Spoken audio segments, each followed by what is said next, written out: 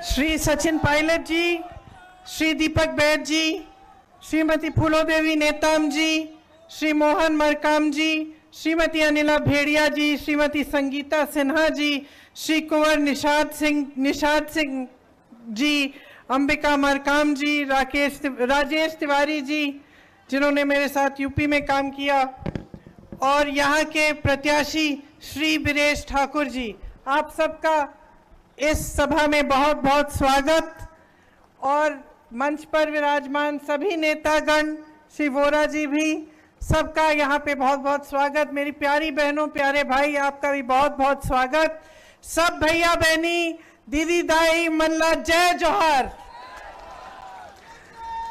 बहुत समय से इंतजार कर रही हैं, गर्मी भी है, आज शादियां भी बहुत है ना, फिर भी आप यहाँ आई हैं मेरी बातों को सुनने के लिए, इसके लिए आपका बहुत बहुत धन्यवाद। भाइयों, आपका भी। बोलो। देखिए, ये जो आपका इलाका है प्राकृतिक संसाधनों से भरपूर इलाका है। आप मेहनती लोग हो, आपने ये प्रदेश अपनी मेहनत के बल पे बनाया, और आप ही की मेहनत के बल पर, इस देश के किसानों की मेहनत के बल पर, इस देश के आदिवासियों की मेहनत के बल पर हमारा देश बना है। हमारा जो स्वतंत्रता संग्राम था वो आप जैसे ही लोगों ने चलाया। हाँ, गांधी जी ने उसका नेतृत्व किया, बड़े बड़े नेता थे, लेकिन आप अगर एकजुट नहीं होते, अगर ये इस देश की जनता एकजुट नहीं होती, तो हमें आज़ादी कभी नहीं मिलती। तो ये जो आज़ादी है, जो हमारा स्वतंत्र देश है, ये हमारे लिए बहुत ही महत्वपूर्ण है। आपके लिए आपको अधिकार मिलते हैं, इसी से आपको संविधान मिला, संविधान से आपको अधिकार मिले, चाहे आप किसी भी वर्ग के हों, चाहे आप कितने भी गरीब या अमीर हों, आपको एक बहुत बड़ा अधिकार संविधान ने दिया, और वो अधिकार ये था कि आप वोट डाल सकते हैं। तो अब चुनाव का समय है, वोट डालने का समय है। आपके सामने यहाँ आकर भाषण देने का मौका मिल रहा है, बहुत खुशी हो रही है मुझे। मैं चाहती हूँ कि चुनाव के मौके पर आप दो बहुत महत्वपूर्ण मुद्दों को अपने मन में रखें। पहला ये कि देश भर में क्या हो रहा है, देश की राजनीति कैसे चल रही है, आगे चल के देश का क्या होगा, भविष्य हमारा कैसा लग रहा है। और दूसरा कि आपकी जो रोज की जिंदगी है, आपके जो संघर्ष हैं, आप जो दिन रात मेहनत कर रहे हैं, आपका जो संघर्ष है, उसकी कोई सुनवाई है या नहीं है। ये दो बड़े बड़े मुद्दे हैं मुख्य तौर पर। तो मैं थोड़ा दोनों मुद्दों पर आपसे बातचीत करना चाहती हूँ। देखिए, जहाँ तक आपका जीवन है और आपके संघर्ष हैं, आपसे अच्छी तरह कोई इनको समझता नहीं है। सही बात है कि नहीं? मेरी बहनें बैठी हैं, महंगाई कितनी बढ़ चुकी है, आप किस तरह से रोज़ के जीवन को आप आगे बढ़ाते हैं, किस तरह से जब आपको दुकान जाना पड़ता है, कुछ खरीदना पड़ता है, तो किस तरह से उस चीज़ को आप खरीद पाते हैं। आपके घर में सभी मेहनत कर रहे हैं, आप कर रही हैं, आपके पति कर रहे हैं, घर में कोई रोज़गार के लायक कोई बड़ा बच्चा हो तो वो भी कहीं ना कहीं से जुगाड़ करके मेहनत कर रहा है।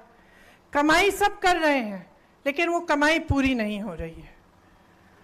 तो जितनी भी आप मेहनत कर रहे हैं, फिर भी जब जब कोई त्योहार आता है या कोई ऐसी मुश्किल आ जाती है आपके जीवन में कि कोई बीमार पड़ गया या घर में कुछ टूट गया, छत से पानी आ रहा है, कुछ भी हो, और आपको मरम्मत करनी हो या इलाज कराना हो या बच्चों के लिए फीस देनी हो या कुछ नया खरीदना हो, तो दिल में घबराहट होती है कि किस तरह से होगा, क्योंकि महंगाई पिछले 10 सालों में हद से ज़्यादा बढ़ चुकी है। तो ये आपकी एक बड़ी समस्या है। एक दूसरी आपकी समस्या है कि बेरोजगारी 45 सालों में आज देश में सबसे ज़्यादा हो चुकी है। बेरोजगारी इतनी है कि चाहे कितना भी आप अपने बच्चों को पढ़ाएं लिखाएं, आपको ये गारंटी नहीं मिल सकती कि पढ़ने लिखने के बावजूद उसको रोजगार मिलेगा कि नहीं मिलेगा। तो तमाम हमारे जो नौजवान हैं, चाहे महिला हो चाहे पुरुष हो, सब बेरोजगार बैठे हैं। तो ये एक बहुत बड़ी आपकी एक और समस्या है। किसानों की बहुत समस्याएं हैं। आज किसान भी महंगाई से जूझ रहा है।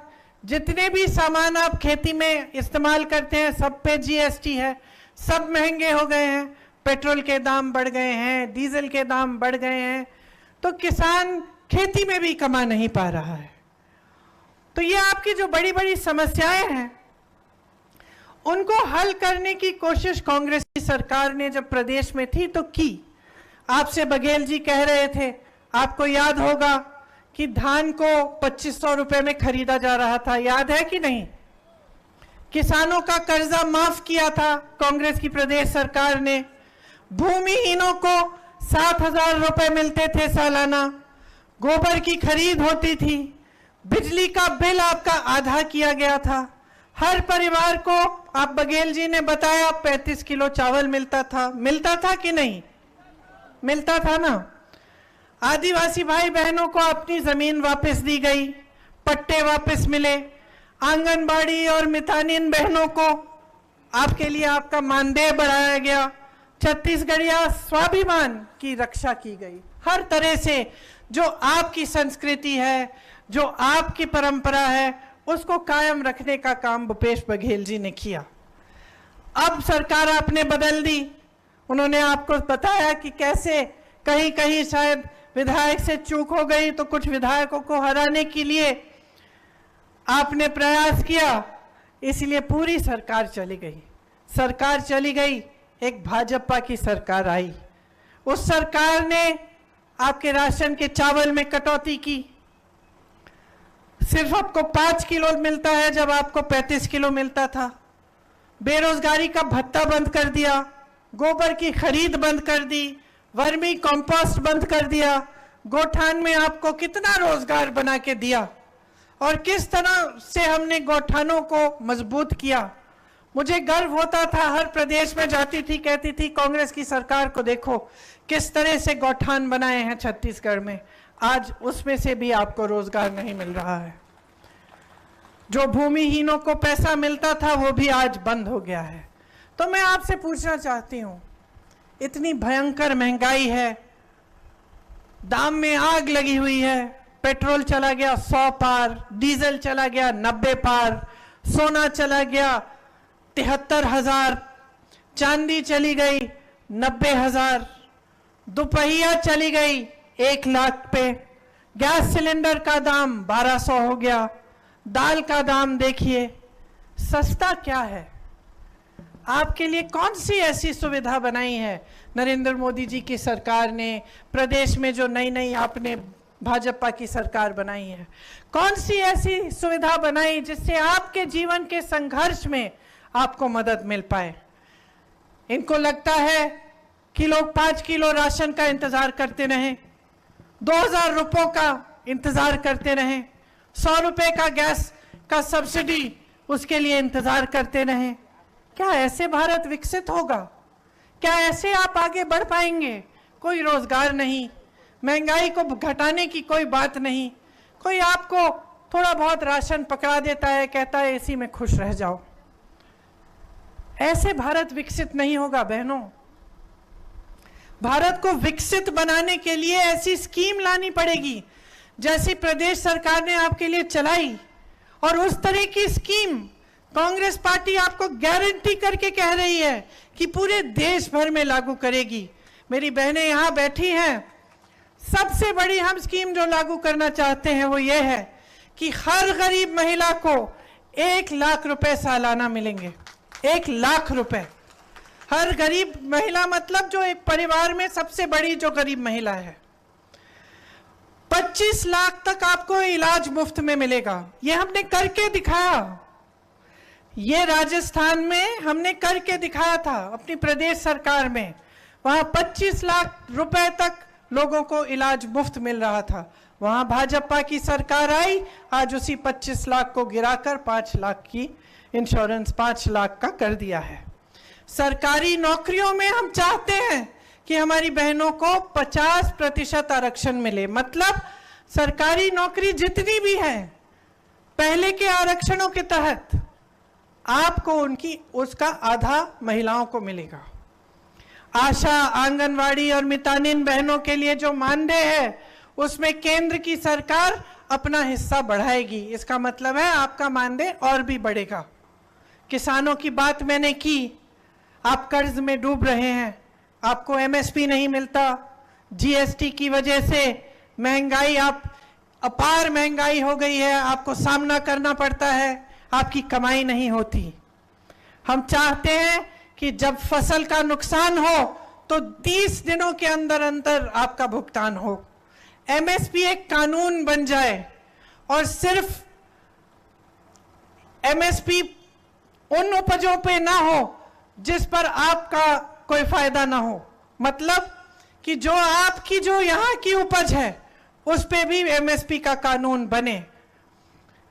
खेती के सारे सामान जीएसटी से मुक्त हो जाएं।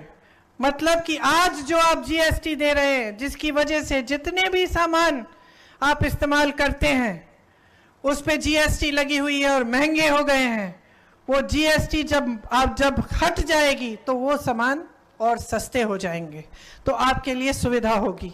भूमिहीनों को जमीन दी जाएगी और न्यूनतम मजदूरी 400 रुपए की हम कराएंगे। देखिए, मैंने आपसे मोटे तौर पर जो आपके संघर्ष हैं किसानों के, जो आपके महंगाई और बेरोजगारी की समस्याएं हैं, उसके बारे में बात की। मैं जानती हूं कि यहाँ पे मेरे आदिवासी भाई बहन बहुत सारे हैं। आपको याद होगा कि कांग्रेस की सरकार जब थी और जब रही है, हमने आपकी संस्कृति की रक्षा की है।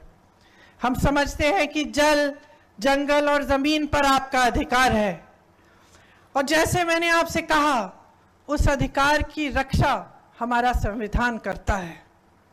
आज आपने सुना होगा कि भाजपा के कई ऐसे नेता हैं जो जहां जहां भाषण दे रहे हैं वो कह रहे हैं हमें 400 सीट दे दो, इस चुनाव में हम संविधान को भी बदल डालेंगे। सुना है आपने? ये सुना है? क्यों कह रहे हैं ये? एक तरफ से ये छोटे छोटे नेता और कुछ इनके मंत्री जगह जगह जाके कह रहे हैं कि हम संविधान को बदलेंगे, दूसरी तरफ मोदी जी मंच पे आते हैं और इनके बड़े नेता कहते हैं कि हम संविधान को नहीं बदलेंगे। तो जनता क्या सोचे कि क्या हो रहा है? आपको क्या लगता है कि भाजपा के नेता बगैर मोदी जी की इजाजत इतनी बड़ी चीज कह सकते हैं पूरे देश भर में घूम के कि वो संविधान को बदलेंगे? नहीं भाइयों और बहनों, ये एक पूरी साजिश है कि सबसे पहले छोटे छोटे नेता, मंत्री, अलग अलग नेता देश के अलग अलग कोनों में जाकर ये कहेंगे कि संविधान बदल डालेंगे और मोदी जी मंच पे खड़े होकर मना कर देंगे कि नहीं नहीं, ऐसा हम नहीं करेंगे। ऐसा पहले भी हुआ है कि बात कहीं और से उभरती है, मोदी जी कहते हैं ऐसा नहीं होगा, चुनाव के बाद वही बात मोदी जी कर डालते हैं। तो आज भी यही हो रहा है कि ये कहलवा रहे हैं अपने नेताओं से जानबूझ के, ताकि ये बात फैल जाए देश में। शुरू में ये नकारेंगे इस बात को, कहेंगे कि नहीं नहीं ऐसी कोई बात नहीं है, वो तो नेता अपने आप कह गया। और जैसे ही इनको 400 सीट मिलेंगी या जैसे ही ये अगला चुनाव जीतेंगे तो संविधान को बदलने की पूरी कार्रवाई ये शुरू कर देंगे। ये सच्चाई है भाइयों और बहनों इनकी, कि इनकी बात पे भरोसा नहीं हो सकता। ये सच्चाई है कि ये आपके अधिकारों को कमजोर करना चाहते हैं।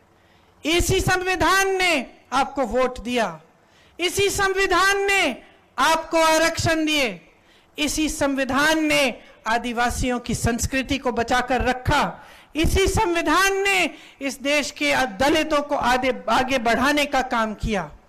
और ये इस संविधान को ही बदलना चाहते हैं, ये आपके अधिकारों को कमजोर करना चाहते हैं। और ये मत समझिए कि ये कोई दूर की बात है कि संविधान को बदल डाला तो आपके जीवन पे असर नहीं होगा। ये बहुत बड़ी गलतफहमी होगी आपकी अगर आप ऐसा समझेंगे। आपके जीवन पे इसका डायरेक्ट असर पड़ेगा, सीधा असर पड़ेगा।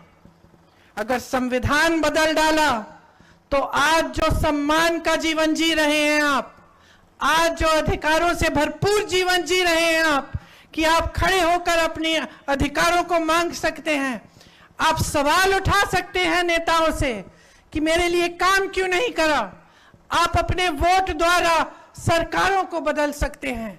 ये सब अधिकार मिट जाएंगे अगर संविधान बदला जाएगा। तो सबसे बड़ी बात आपको समझनी पड़ेगी कि क्या आप एक ऐसा देश चाहते हैं जिसमें भविष्य में आपका संविधान ही बदला जाए और आपके अधिकार कमजोर किए जाएं। दूसरी बात कि इनकी सरकार किस लिए चल रही है। अगर आपके लिए चल रही होती भाइयों और बहनों, तो ये जो समस्याएं हैं आपकी, ये आस्ते आस्ते मिट जाती। 10 सालों से इनकी सरकार चल रही है केंद्र में मोदी जी की। क्या आपका जीवन बदला है? क्या आपकी समस्याएं कम हुई हैं? क्या आपकी तरक्की हुई है? आपने तो सुना होगा कि भाजपा के नेता कहते हैं कि मोदी जी विश्व के सबसे बड़े नेता हैं। सुना है कि नहीं? टीवी पे भी आप यही देखते हैं। आपको तो ये कहा जाता है कि ऐसे चुटकी में चाहें तो दुनिया भर में जितने भी जंग हो रहे हैं उनको मोदी जी रुकवा सकते हैं। तो अगर चुटकी भर में मोदी जी इतने ताकतवर हैं कि दुनिया भर में जितने भी जंग हो रहे हैं उनको रोक सकते हैं, अगर मोदी जी इतने ताकतवर नेता हैं कि दुनिया भर के जितने भी प्रधानमंत्री और प्रेसिडेंट हैं सब उनको बहुत बड़ा मानते हैं, तो मुझे बताइए मोदी जी ने आपके लिए बेरोजगारी कम क्यों नहीं की? मोदी जी ने आपके लिए महंगाई क्यों नहीं घटाई? मोदी जी ने आपको अपने पैरों पे खड़ा होने का काम आपके लिए मोदी जी ने 10 सालों में क्यों नहीं किया? मोदी जी खुद सक्षम बनते रहे। आप जब भी उनको देखेंगे तो आप देखिए अकेले दिखते हैं, सब साफ सुथरा होता है, बहुत सक्षम दिखते हैं, क्योंकि सारी मीडिया सबका यही प्रयास है कि आपको लगे कि बहुत ताकतवर ये नेता है। अच्छा है, लेकिन फिर वो ताकत आपकी समस्याओं को सुलझाने के लिए क्यों नहीं इस्तेमाल हो रही है? या तो इतने ताकतवर नहीं है जितना दिखाया जा रहा है आपको, या फिर उनकी नीयत में कोई समस्या है, या फिर वो आपकी समस्याओं को सुलझाना नहीं चाहते। तो जब मैंने आपसे पूछा कि ये सरकार किसके लिए चल रही है, इसलिए पूछा क्योंकि हम लोगों के लिए जो इस सरकार को देख रहे हैं 10 सालों से, ये बहुत स्पष्ट हो गया है कि ये सरकार सिर्फ बड़े बड़े उद्योगपति, और वो भी सारे उद्योगपति नहीं, मोदी जी के कुछ गिने चुने उद्योगपति मित्र, उनके लिए सरकार चल रही है। आपको मालूम है कि उनके एक मित्र के लिए छत्तीसगढ़ में क्या क्या नहीं करवाया उन्होंने। आपको मालूम है कि इन्हीं बड़े बड़े उद्योगपतियों के लिए उन्होंने 16 लाख करोड़ का लोन माफ किया, लेकिन आप किसानों का लोन नहीं माफ करते हैं। किसान आंदोलन करते हैं, कानून लगा देते हैं मोदी जी, जिससे किसान पिसेगा और बड़े बड़े उद्योगपतियों का फायदा होता है, लेकिन मोदी जी उनकी सुनवाई तक नहीं करते। आज देश का लोहा, देश का कोयला, देश की बिजली, देश की सड़कें, देश के हवाई अड्डे, देश के बंदरगाह, देश के हाईवे, सब इन्हीं 2-3 बड़े उद्योगपतियों को सौंप दिए गए हैं। यहां से आपको रोजगार मिलता था, ये संपत्ति थी देश की। ये बड़े बड़े पीएसयू जिनको कमजोर किया गया, जिनके सब्सिडरीज इन लोगों को दिए गए, बैंकों का सारा पैसा इन लोगों को दिया गया, तो ये सरकार तो इन्हीं लोगों के लिए चल रही है। किसान का बेटा क्या करेगा? गरीब की बेटी क्या करेगी? छोटा कारोबारी क्या करेगा जिसकी कमर तोड़ी जा रही है? जीएसटी से, नोटबंदी से मुश्किलों में डाल दिया, उसको दलदल में डाल दिया, निकल नहीं पा रहा है, कमाई नहीं कर पा रहा है। युवा उद्यमी क्या करेगा? हमारे कारीगर क्या करेंगे अगर ये सरकार आगे बढ़ती रहे? तो इस सरकार की नीयत ठीक नहीं है बहनों और भाइयों। मैं जानती हूं कि यहाँ बड़े बड़े नेता आते हैं, आज भी शायद उत्तर प्रदेश के मुख्यमंत्री यहाँ हैं आपके ही जिले में, कल मोदी जी आएंगे, वही धूमधाम से आएंगे, बड़ी बड़ी बातें की जाएंगी आपके सामने, बड़े बड़े वादे करेंगे जैसे पहले भी इन्होंने किए, आदिवासी संस्कृति की बात होगी, लेकिन उसको बचाने का काम नहीं होगा। सच्चाई पे नहीं उतरेंगे, आपसे बेरोजगारी की बात नहीं करेंगे, ये महंगाई जिससे आप जूझ रहे हैं इसकी बात नहीं करेंगे। आपको यही दिखाने की कोशिश होगी कि बहुत ताकतवर है और उन्हीं में आप भरोसा करें तो सब कुछ ठीक हो जाएगा। लेकिन मैं आपसे पूछना चाहती हूं, क्या पिछले 10 सालों में सब कुछ ठीक हुआ? हाँ, नहीं हुआ, कुछ ठीक नहीं हुआ बहनों और भाइयों। महंगाई बढ़ती गई, बेरोजगारी बढ़ती गई। मंच पे आते हैं तो इधर उधर की बातें करते हैं ताकि आपका ध्यान भटकाया जाए। दिखावे की राजनीति है और ये गहराई से इस बात को समझिए। आपने इंदिरा जी को बहुत आदर दिया, बहुत माना, इसीलिए आज जब मैं उनकी पोती आपके सामने आती हूं तो आप मेरा सम्मान करते हैं, क्योंकि आपने उनका आदर किया। क्यों किया? दिखावे के लिए नहीं किया, आपने इसलिए किया कि आपके घरों में आई, आपके बीच आई, आपकी समस्याओं को उन्होंने समझा, कोशिश की कि आपको आपके पट्टे वापस दिए जाएं, आपको अपने अधिकार वापस दिए जाएं, आप अपने पैरों पे खड़े हों। दिखावे की राजनीति नहीं की और आज इस देश में पूरी तरह से दिखावे की राजनीति चल रही है। आज तो ये स्थिति आ गई है कि नेता अगर पूजा भी कर रहा है तो उसके साथ कैमरा होना चाहिए, टीवी पे आपको दिखना चाहिए, सारा दिखावा होना चाहिए। इंदिरा जी भी पूजा करती थी, एकांत में करती थी, अपने कमरे में एक छोटा सा पूजा का कमरा बनाया था कमरे के साथ, वहां पे चुपचाप से करती थी, दिखावे के लिए नहीं थी ये बात। धर्म को इस्तेमाल नहीं किया जाता है राजनीति के लिए, ये हमारी परंपरा नहीं रही है। हमारे देश की पुरानी परंपरा रही है कि धर्म का मतलब है सेवा, धर्म का मतलब है सत्य। अगर नेता मंच पे खड़े होके आपको झूठे वादे करे तो धार्मिक नेता नहीं है, वो सत्य के पथ पर नहीं चल रहा है। आपको वो वादा किया जाना चाहिए जो वादा पूरा होगा। इसीलिए कांग्रेस पार्टी की जो गारंटी है उसका प्रमाण आपके सामने है। कर्नाटका में हमने कहा हम महिलाओं को कुछ देंगे, हर महीने पैसे देंगे, आज उनको मिल रहा है। यहाँ पे हमने कितना काम करके दिखाया छत्तीसगढ़ में, आपने खुद देखा। जैसे मैंने गौठानों की बात की, मानदेय की बात की, आपने खुद देखा कि काम किया हमारी सरकार ने। इसलिए हम चाहते हैं कि आदिवासियों के लिए खास जो SC ST सब प्लान है उसको हम लागू करेंगे। विशेष बजट जारी करेंगे हम आपके लिए और दलितों के लिए। वन अधिकार कानून वाले पट्टों को 1 साल में हम उन पर सब पट्टों का फैसला करवाएंगे। और जहां आदिवासियों की जनसंख्या ज्यादा है उन क्षेत्र को हम अनुसूचित क्षेत्र घोषित जरूर करेंगे। देखिए, अभी बघेल जी मंच पे थे, निकल गए हैं क्योंकि अगली मीटिंग में जाना था। उन्होंने बहुत संघर्ष किया आपके लिए, उन पे बहुत भयानक हमला किया गया और ये हमला इसीलिए किया गया क्योंकि वो छत्तीसगढ़ का सम्मान बढ़ा रहे थे। ये कहा गया कि बहुत भ्रष्ट है, तमाम उन पे केस लगाए गए। मुझे याद है 1.5 साल पहले ही उन पे केस लगाया गया, उन पे आरोप लगाए गए, लेकिन वो रुके नहीं। जब भी मैं उनसे मिलती थी, आपकी बात कि मैंने गौठान में ऐसा काम किया है कि दीदी मालूम है आज हम 35 किलो का राशन दे पा रहे हैं, ये सारी बातें होती थी। वो जो भ्रष्टाचार के आरोप जिन्होंने लगाए, सबसे भ्रष्ट तो वही निकले। भाजपा के बड़े से बड़े नेता, आपने टीवी पे पता नहीं देखा है कि नहीं, क्योंकि ज्यादातर टीवी और मीडिया पे ये चीजें आजकल दिख नहीं रही हैं। लेकिन सच्चाई ये है कि मोदी जी ने सबको भ्रष्ट कहा।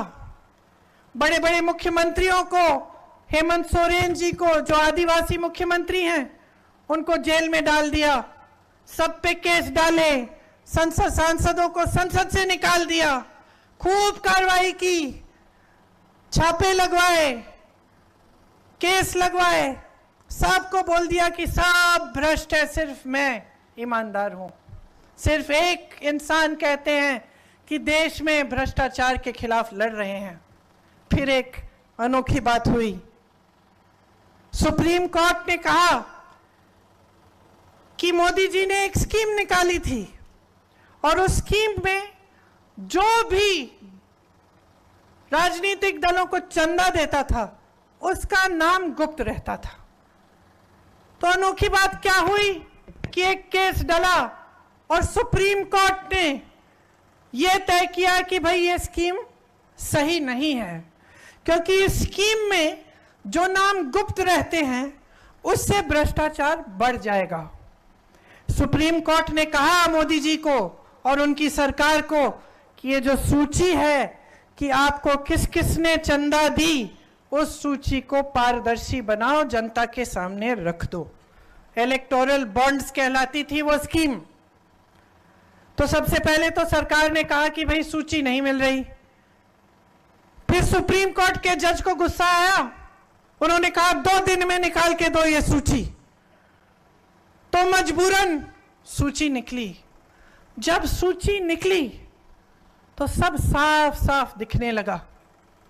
क्या दिखा? यह दिखा कि जिस जिस पर छापे मारे थे मोदी जी की सरकार ने, उसके बाद उनसे चंदा मांगी, चंदा मिल गई, छापे बंद। जिस जिसको धमकाया था चंदा मांगी, चंदा मिल गई, धमकाना खत्म, केस सारे बंद, कार्रवाई बंद। पता चला कि ऐसी कंपनियां थी जिनका मुनाफा कम था और चंदा ज्यादा दी हुई थी। क्या मतलब है इसका? इसका मतलब है कि कहीं से काला धन सफेद करने का काम इसी इलेक्टोरल बॉन्ड से किया गया था। आगे मैं बताती हूं। ये भाजपा के नेता जो हम सबको भ्रष्ट कहते हैं, सब पे केस डाल देते हैं, किसी पे हजारों करोड़ का केस आरोप, किसी पे कुछ। और सुनिए, जिस दिन वो नेता कहता है कि मैं भाजपा में शामिल होने जा रहा हूं, अचानक सारे केस गायब। अचानक वही भ्रष्ट नेता साफ हो जाता है, वही भ्रष्ट नेता ईमानदार हो जाता है। ये लोग परिवारवाद का आरोप पर लगाते हैं, कहते हैं कि इन लोगों को सिर्फ अपने परिवार की परवाह है। अगर इंदिरा जी को सिर्फ अपने परिवार की परवाह होती तो आज उनके शहीद होने के 30 साल बाद आप उनका इतना आदर नहीं करते। अगर हमें सिर्फ अपने परिवार की परवाह होती तो हम तो आराम की जिंदगी जीते, हमें क्या था। लेकिन हम सेवा करना चाहते हैं, क्योंकि हमारे दिल में सेवा की भावना है, श्रद्धा की भावना है आपके लिए। ये लोग हमें कहते हैं कि हम परिवारवादी हैं, फिर क्या होता है? जिसका बेटा, जिस बड़े नेता का बेटा या जिसके परिवार का सदस्य भाजपा में शामिल होना चाहे, उसको एकदम तेजी से ले लेते हैं।